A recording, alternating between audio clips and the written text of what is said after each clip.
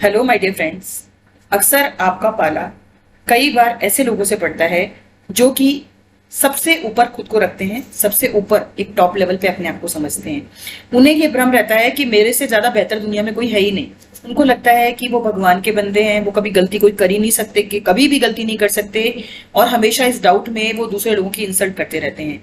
चाहे वो आपके नेबर हो सकते हैं, आपके रिलेटिव्स हो सकते हैं, इवन आपके घर वाले, आपके खुद के जो पर्सनली घर वाले, मीन्स मेरे मेरे कहने का मतलब आपके पेरेंट्स, आपकी वाइफ, आपके हस्बैंड, आपके बच्चे भी हो सकते हैं।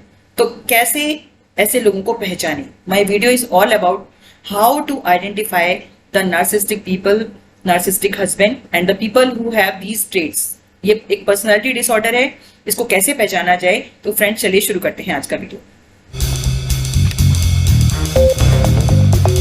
ऐसे लोगों को झेलना और सबसे बड़ी बात ये आइडेंटिफाई करना कि ये पर्टिकुलर पर्सन इस तरह का बिहेवियर क्यों कर रहा है, what is the reason behind this. उनको सिर्फ ये नहीं लगता कि वो सही है, उनको लगता है सिर्फ वो ही सही है, और अपने आप को इतना ज्यादा समझते हैं और अपने आगे किसी और को कुछ भी नहीं समझते।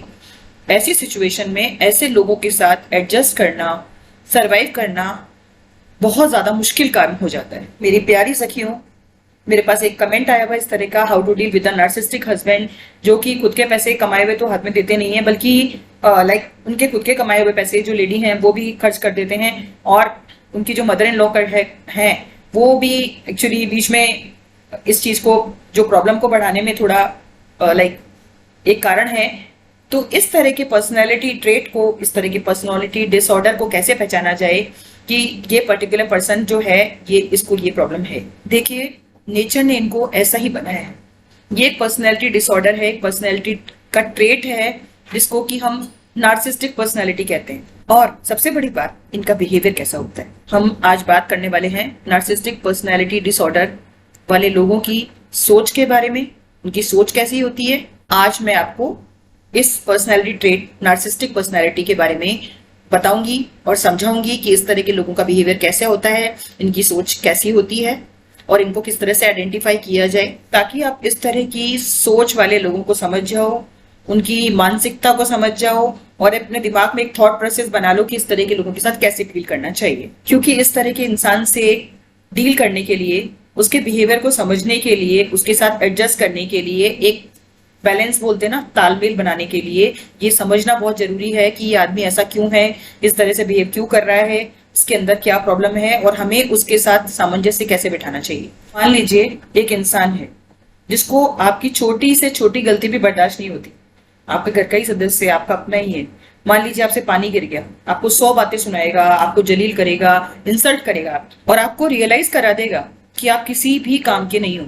सेकेंड चीज, अगर आप कोई काम भूल गए बस, तब तो आपका जीवन वो नरक बना के रख देगा। सुना सुनाकर आपकी वो हालत करेगा कि आप मतलब परेशान हो जाओगे कि ये हो क्या रहा है आखिर। आपके पानी गिराने पे जो इतना नाराज हो गया है, अगर वही इंसान गैस पर दूध चढ़ाकर भूल जाए और दूध बॉयल होकर बाहर आ जाए, गैस स्टोव पूरा गंदा हो जाए, मतलब एक पानी गिराना और एक दूध चढ़ाकर भूल जाना, दोनों में कितनी बड़ी लाइक एक डिफरेंस है। लेकिन खुद की गलती उसको गलती नहीं दिखेगी, उससे कोई कितनी भी बड़ी गलती हो जाए वो किसी की भी बात नहीं सुनेगा, अपने आप को गलत नहीं मानेगा, वो अपने आप को जस्टिफाई कर देगा और 2 बातें आपको वापस सुना देगा। क्यों, क्या हो गया, दूध ही तो गिरा है, तुमसे नहीं गिर सकता क्या, तुमसे नहीं हो सकती क्या ये गलती, मुझसे हो सकता है, तुमसे नहीं हो सकता।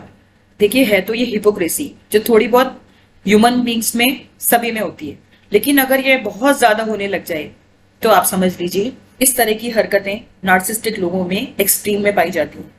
इनको, ये कभी भी अपनी गलती को नहीं मानेंगे, कभी भी अपनी गलती का एहसास इनको नहीं होता, वो खुद को सबसे बड़ा समझते हैं और अपनी गलती को जस्टिफाई करना जानते हैं। ऐसा इंसान अपने आप को सबसे ऊपर समझता है और उसको लगता है सब मुझसे नीचे हैं, सब मुझसे छोटे हैं, मैं बहुत सुपीरियर हूँ, मैं बहुत बड़ा हूँ सबसे, और अपने आप को सबसे ज्यादा इंटेलिजेंट समझता है। कोई बिना किसी चीज के भी सिंप्लिसिटी में भी गुजारा करके बहुत खुश रह लेता है।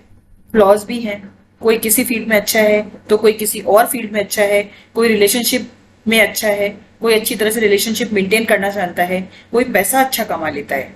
हम इंसानों में अनेकता में एकता वाली बात होती है, यूनिटी इन डाइवर्सिटी। अलग अलग होते हुए भी देखिए सब जब बराबर हैं, कोई सुपीरियर है ही नहीं, तो कोई भी व्यक्ति अपने आप को सुपीरियर किस तरह से साबित कर सकता है, कैसे साबित करे? कि एग्जाम्पल से समझते हैं। अगर आपके सामने कोई 5 लाइन 10 लाइन बनी हुई है और उनमें से कोई एक लाइन अपने आप को ऊपर ऊंचा समझती है, ऊपर समझती है, तो लाइनें तो बराबर हैं, कैसे कर पाएगी? वो कोशिश करेगी रबड़ से बाकी की लाइनों को छोटा करने की कोशिश करेगी, मिटाने की कोशिश करेगी ताकि वो अपने आप को ऊंचा दिखा सके, दूसरी लाइनों को अपने कंपैरिजन में छोटा दिखाने की कोशिश करेगी। यही चीज नार्सिसिस्टिक पर्सनालिटी सिंड्रोम वाले लोगों के साथ होता है कि ये दूसरे लोगों को नीचा दिखाने के लिए छोटा दिखाने की कोशिश करते हैं। ऐसा व्यक्ति दूसरों को बेकार समझेगा, इंफीरियर समझेगा, इम्परफेक्ट समझेगा, उनकी गलतियों को हाईलाइट करते हैं, अपने आप को ऊंचा समझते हैं, दूसरों को हमेशा नीचा दिखाने की कोशिश करते हैं, जलील करने की कोशिश करते हैं। आपकी बातें वैल्यू नहीं रखती, उनके लिए वैल्यू रखते हैं वो खुद। मैं सबसे सुपीरियर हूं और उनके लिए बाकी कोई दूसरा इंपॉर्टेंट नहीं है, कोई इंपॉर्टेंट नहीं है, किसी की वैल्यू नहीं है, बस मैं ही मैं हूं, दूसरा कोई नहीं है। सेल्फिशनेस, सुपीरियरिटी कॉम्प्लेक्स, ये इनके अंदर कूट कूट करके भरा हुआ होता है। आपको इंफीरियर ट्रीट करेगा, आप इनके सामने गिड़गिड़ाइए, चाहे कितना भी गिड़गिड़ाइए, कोई फर्क नहीं पड़ेगा उनको आपकी बातों से, वो अपने आप को ही सुपीरियर दिखाएंगे हमेशा। वैसे ये ट्रेड्स थोड़े बहुत सभी इंसानों में होते हैं, लेकिन जब ये ट्रेड्स सेल्फिशनेस वाला बिहेवियर और एक्सट्रीमिटी में पाई जाती है ना, तो समझ लीजिए आप कि बस वो हमेशा इसी भ्रम में जीता है कि मैं ही सबसे ऊपर हूँ, मैं ही मैं हूँ, दूसरा कोई नहीं है मेरे आगे, मेरे से ज्यादा सुपीरियर कोई नहीं है।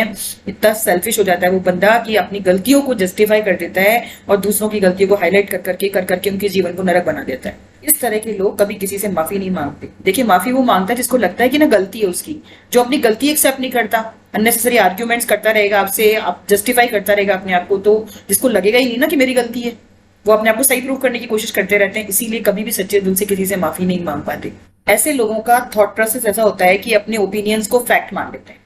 इनकी नजर में अगर अरेंज मैरिज सही है ना, तो आप इनको कितना भी समझा दीजिए, चाहे लव मैरिज अच्छी भी है कंपैरेटिवली कुछ मैटर में, तो तब ये तब भी ये उसको नहीं मानेंगे, प्रूव करने में लगे रहेंगे जो ये इनको उनका जो थॉट प्रोसेस कहेगा ना, चाहे वाइस वर्सा उल्टा कर लीजिए। लव मैरिज के बारे में बात करेंगे, अगर बाय द वे अगर उनकी सोच ये है कि लव मैरिज अच्छी होती है, तो आप उनको चाहे कितना भी ढिंडोरा पीट लीजिए, अरेंज मैरिज के बेनिफिट्स का उनको बिल्कुल समझ में नहीं आएगा।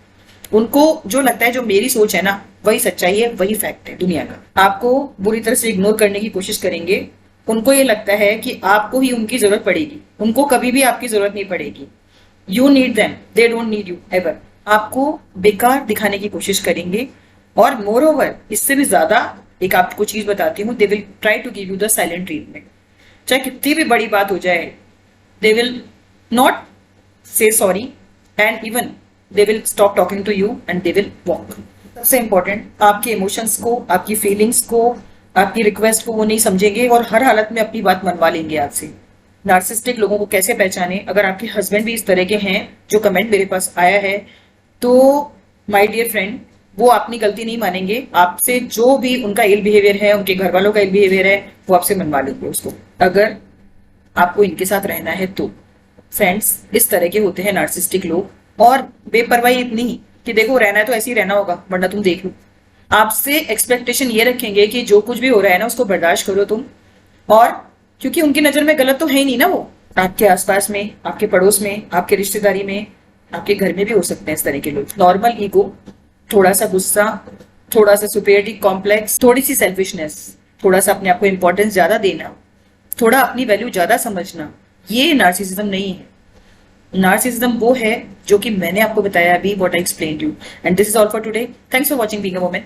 Bye bye.